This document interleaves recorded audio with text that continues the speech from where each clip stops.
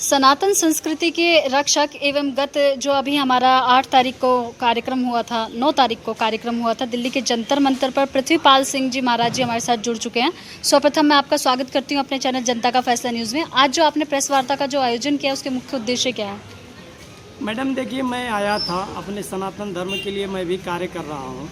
मैं एक निर्धन गरीब किसान परिवार से हूँ और हमारा उद्देश्य है गौ रक्षा और गुरुकुल का व्यवस्था। मतलब समाज में हम चाहते हैं कि हमारे ज़मीन पर जो हमारी प्रॉपर्टी है उस पे गुरुकुल बने, गौशाला बने और एक आश्रम बने, जैसे उनके लिए आश्रय हो। जो बच्चे जैसे अनाथ हों, जो माँ बाप जो बुढ़ापे में जिनके सहारा न हो, जो बेटे लोग छोड़ देते हैं, उनका आश्रय बनाऊं, उनकी सेवा करूं, ये हमारी धारणा है।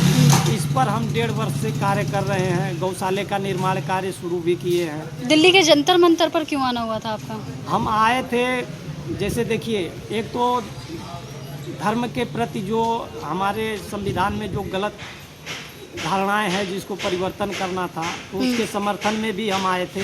और कुछ लोगों से हमारा मुलाकात करना था, दिल्ली में बुलाए थे। जब से मैं ये कार्य कर रहा हूँ तो बहुत से लोगों को से हमारा जो धार्मिक संगठन है और जो संत महापुरुष हैं उनसे संपर्क हुआ। जिस प्रकार पांडवों ने 5 गांव मांगे थे, अश्विनी उपाध्याय जी के और प्रीत हिंदू के नेतृत्व में यहाँ पर 5 कानूनों की मांग की गई थी, जिसको लेकर कई लोगों की गिरफ्तारी भी हो गई है थाना कनाट प्लेस संसद मार्ग में। उस पर क्या कहना चाहते हैं आप? मैं तो ये कहूँगा, देखिए, जब तक अश्विनी उपाध्याय जी थे उस टाइम कोई गलत धारणा वहाँ कोई विचार व्यक्त नहीं किया है।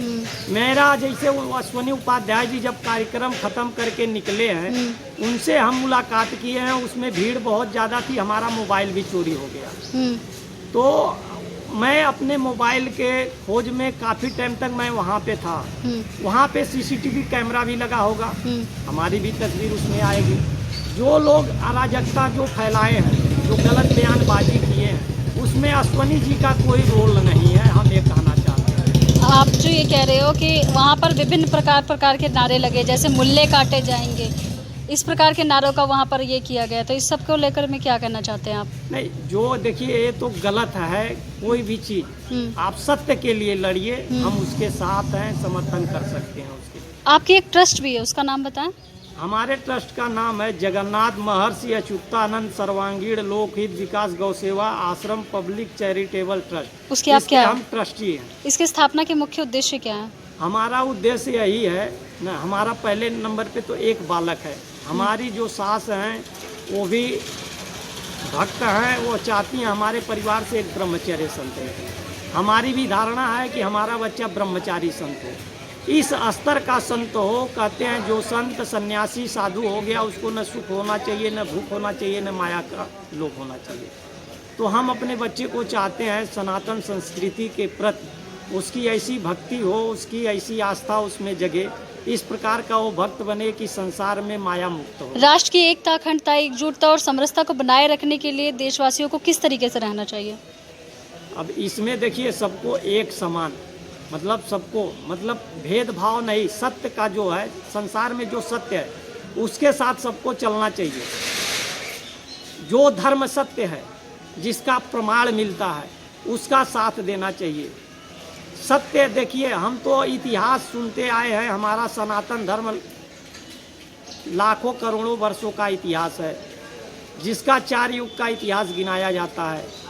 द्वापर है, त्रेता है, सतयुग है, कलयुग है, ये 4 युग गिनाए जाते हैं। इसमें कभी मतलब कोई धर्म का जिक्र नहीं है। जो भी आज कई प्रकार के धर्म हैं, संगठन हैं, तो उस टाइम तो ऐसी कोई धारणाएं नहीं थी।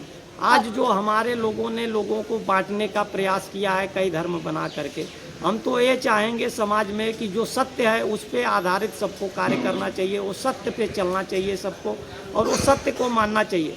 अगर जो भक्ति करता है, चाहे ऋषि महामुनि हो, जो संत महात्मा हो, चाहे हमारे जैसे मनुष्य जो साधारण लोग हैं न, सभी से हम एक संदेश देना चाहते हैं। सबके अंदर भक्ति उस प्रकार से होनी चाहिए, अपने आराध्य के अलावा किसी और को मानना नहीं चाहिए। अंतिम प्रश्न है मेरा आपसे, देश की जनता, युवा, सुप्रतिष्ठित समाजसेवी वर्ग और बच्चे हमारी बात आपकी बातों को सुन रहे हैं, उनके लिए क्या संदेश और क्या अपील करना चाहेंगे? हम तो सबको ये संदेश देना चाहेंगे कि जो सत्य है, देखिए सत्य पे अपना, आज तक हमारे इतिहास के साथ बहुत सारी छेड़छाड़ हुई है। हम उन बनावटी तथ्यों पे न जाएं जब तक हमको सत्य का प्रमाण न मिले। जी, बहुत ही अच्छी जानकारी का साझाकरण मान लिया आपके द्वारा। मैडम एक चीज़ और, जी महाराज जी, क्या कहना चाह रहे थे आप? मैं समाज को एक संदेश देना चाहता हूँ, जो भी हमारे सनातन धर्म को मानने वाले लोग हैं, जैसे संत महापुरुष हो गए, जो हमारे जो भी भक्त लोग हो गए, सभी देशवासियों को संदेश देना चाहता हूँ कि भक्ति अगर हमको करना है तो उस प्रहलाद की तरह भक्ति करिए, जो अपने आराध्य के अलावा किसी और को पूजनीय नहीं माने। हम माता पिता को भगवान का दर्जा देते हैं, माना जाता है, लेकिन हमारे माता पिता भगवान नहीं बन सकते हैं। तो उस प्रहलाद की तरह जब तक हम भक्ति नहीं करेंगे ना, जब हमने ईश्वर के अंदर अपनी वो आस्था नहीं जगाएंगे, तब तक हम अपने धर्म को स्थापित नहीं कर सकते हैं। देखिए, धर्म है तो देश है, धर्म और देश से बड़ा संसार में कुछ हो नहीं सकता है।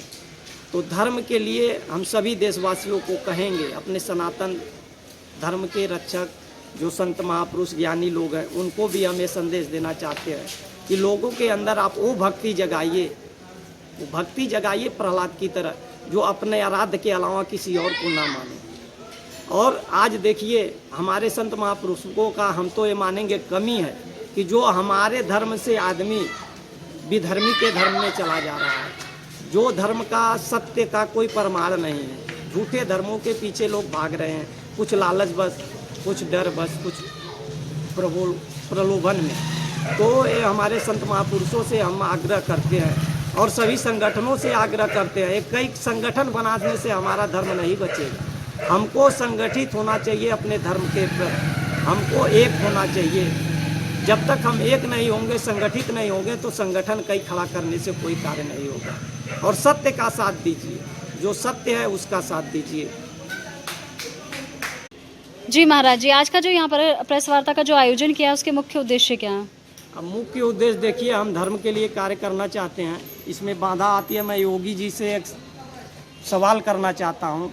योगी जी इतने कड़क शासनकाल के मतलब राजा माने जाते हैं, और उनके इस कड़क शासनकाल में हमारे यहाँ दिलीप कुमार यादव जी, जो पहले सपा पार्टी में थे, आज बीजेपी में हैं, तो वो 10 साल से हमारे गांव में कोई विकास कार्य नहीं किए हैं। और हमारे धर्म कार्य के लिए भी मैं उनसे मिला था 1 साल पहले, उन्होंने हमारा साथ नहीं दिया, तो हम उनको वोट नहीं किए। तो वो हमको जान से मारने, अपने समर्थकों को द्वारा हमको धमकाते हैं, जान से मारने की धमकी देते हैं। हमने FIR भी किया, FIR भी मेरा अभी तक दर्ज नहीं हुआ। क्यों मारने की धमकी देते हैं? मैं उनका समर्थन नहीं किया हूँ, उनका भ्रष्टाचार उजागर करना चाहता हूँ और उजागर कर रहा हूँ। तो आप जो है उत्तर प्रदेश के मुख्यमंत्री जो योगी आदित्यनाथ जी हैं, उनसे क्या आह्वान करना चाहते हैं? मैं उनसे आह्वान करना चाहता हूँ कि आपसे मैं पूछना चाहता हूँ, ऐसे भ्रष्ट आदमी को आप इतना प्रोत्साहित क्यों कर रहे हैं, जो हमको जान से, हमें एक धर्म। नाम बताइए प्रधान जी का। प्रधान जी का नाम है दिलीप कुमार यादव। क्षेत्र बताइए। गांव का नाम है हमारे कालेसर। थाना लगता है, अभी पहले सहजनवा था, अभी गीडा थाना हो गया। जिला ब्लॉक में आता है, जिला गोरखपुर है।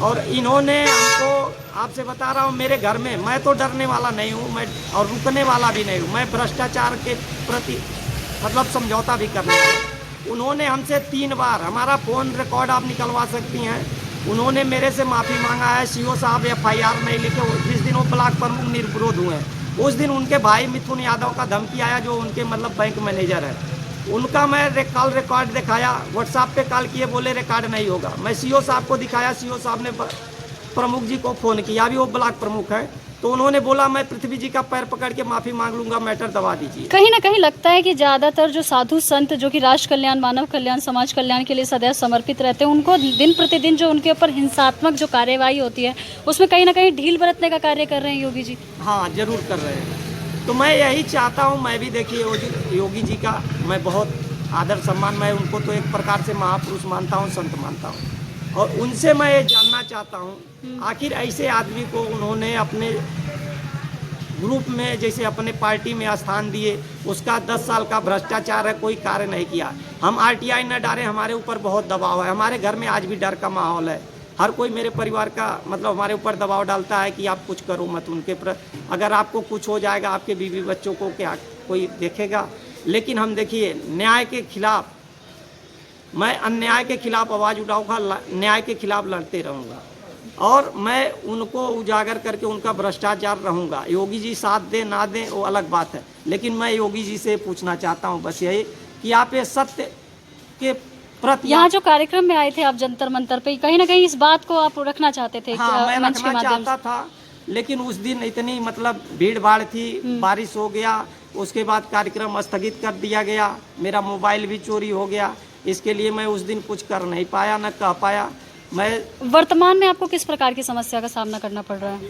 अभी देखिए मैं जो कार्य कर रहा हूँ गौरक्षा में और मतलब गुरुकुल के लिए, तो हमारे साथ जो हमारे गांव के बच्चे साथ देते हैं, हमारे प्रधान जी उनके घर वालों को धमकाते हैं, उन बच्चे आज हमारे पास आते नहीं है, डरते हैं। प्रधान जी का नंबर बताइए, है आपके पास?